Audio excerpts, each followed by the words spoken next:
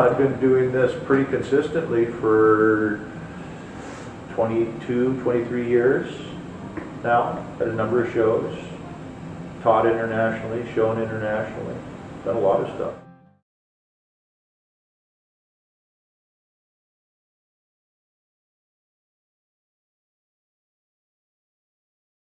I was in Hawaii when the earthquake happened. I wasn't here. My studio assistant was here. She calls me in Hawaii. She says everything's gone. And I go, what do you mean everything's gone? So we turn on CNN. Their helicopter is flying around this neighborhood right here, where I am.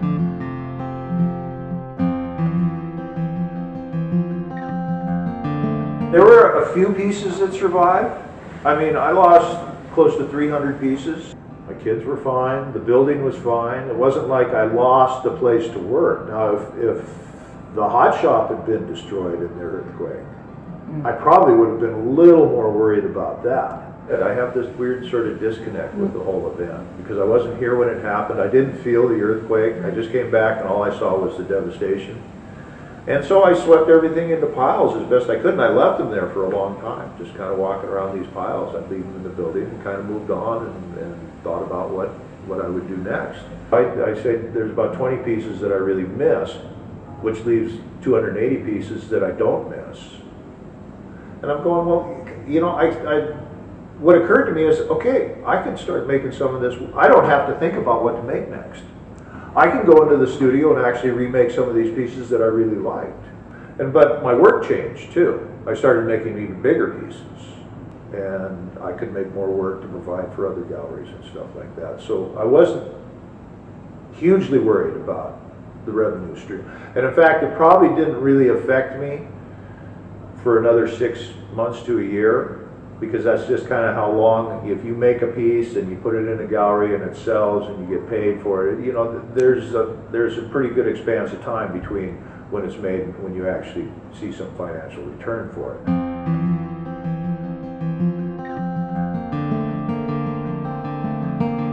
We have a great documentation system here at the studio. We photograph everything, we document it. I can go back and find pieces I made 30 years ago in our catalogs. You can just get it all documented, have it someplace, keep it where it's safe.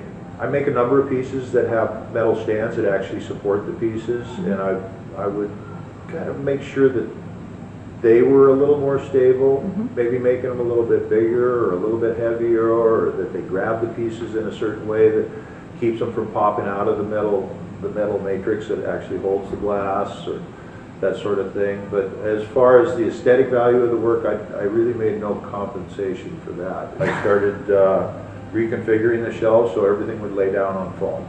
So it lays on foam in between all the pieces so they can't roll into each other if they're round, or vibrate into each other. For the most part, after a group comes through and the studio is set up for viewing, I'll take everything and lay it on foam just around the studio, and I just kind of create goat paths. And you just don't know, you know, when this stuff happens. It's like car accidents. You can be as careful as you want, but they happen so fast. It's like, how did that happen? How did it happen so fast?